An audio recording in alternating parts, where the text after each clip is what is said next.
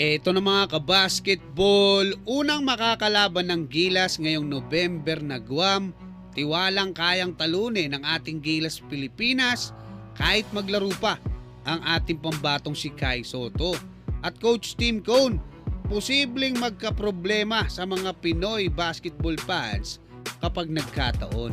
Pero bago yan, huwag kalimutan mag-like at mag-subscribe bilang pagsuporta.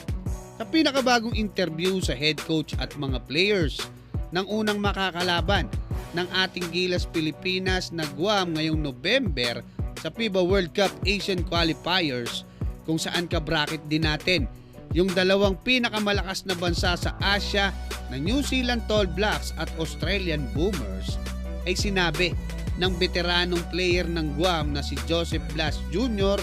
na historical etong magiging laban nila kontra sa ating Gilas Pilipinas diyan nga sa kanilang bansa, no, sa Guam, is lalo na in terms of volume ng mga manonood, dahil pangalawa pala yung mga Pilipino sa pinakamaraming sa populasyon diyan sa Guam. So nakakagulat yan, no?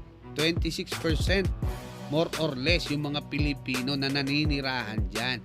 So ang matindi diyan, alam nila na dadagsa yung mga Pinoy basketball fans, pero umaasa rin sila na susuportahan sila ng kanilang mga kababayan. Ang sinasabi pa nila na meron silang isang advantage kasi etong si Jericho Cruz na naglalaro sa PBA, no, ay naglalaro para sa national team ng Guam. Nagbibigay siya ng mga inputs, mga impormasyon patungkol nga sa ating national team. Hindi naman masama yon, mga kabasketball. Yun nga lang, ang sinasabi nila, ang nakakatakot, no, dahil alam nila na posibleng maglaro si Kai, pero sinasabi nila na meron daw silang magandang chance or good chance na talunin ang ating national team. Mark was telling me that they got their big man Kai Sotto might be in, so that's I know a lot of people want to see him play, and I think it's going to be fun, man. We have a chance. It'll be a good game.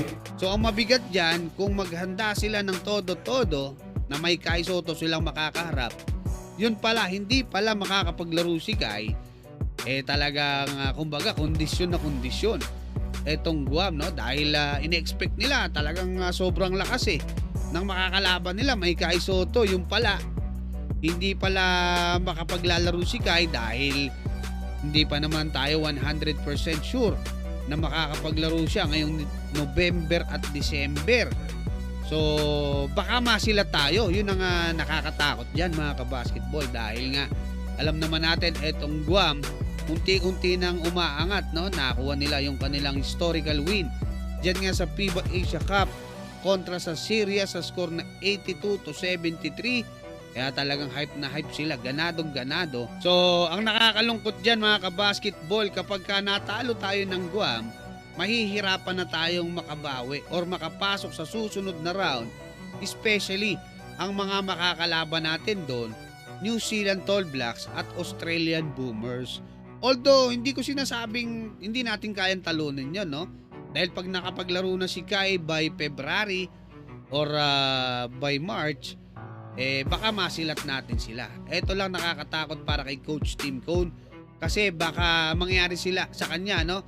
Yung nangyari dito nga kay Coach Chot Reyes na binabatikos ng mga Pinoy basketball fans dahil dito nga sa naging pagpili niya netong kanyang 16-man pool, kung saan ang dinagdag niya ay si Kai Sotto na galing sa injury. Tama lang naman yon. Dinagdag niya itong isang naturalized player na si Ange Kwame. Tama rin yon para baka ma-injured itong si Justin Brownlee, no?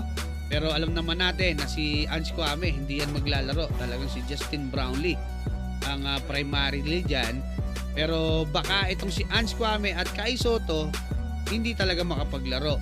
Ngayon, itong dinagdag niya pa na dalawa, same lang. Etong si Japet Aguilar at RJ Abarrientos, hindi niya kinuha yung mga hinihiling, especially mga shooters, no, gaya nila halimbawa ni Jordan Heading, Gaya halimbawa yung mga athletic na tinutukoy natin, no? Or ng mga Pinoy basketball fans, nila Francis Lopez, nila Renz Abando, maraming mga nire-request pero hindi niya inilalagay.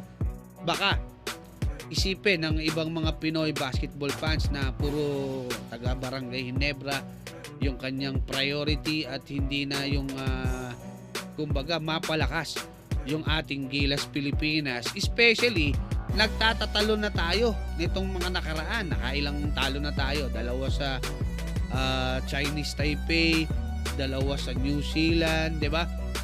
So nakakalungkot 'yan para kay Coach Tim Cone, especially alam natin nagkukwento si Coach Chot Reyes na talagang ayun yung pinakamalungkot, isa sa pinakamalungkot na bahagi ng kanyang buhay na binubuo siya ng mga Pinoy basketball fans. Pero hopefully, manalo pa rin tayo dito nga sa Guam, no? With or without Kai Sotto. Pero alam natin, pag nandiyan si Kai Sotto, almost 100% kaya nating talunin etong koponan ng Guam. Kayo mga kabasketball, anong masasabi nyo? Maraming salamat at God bless sa inyong lahat.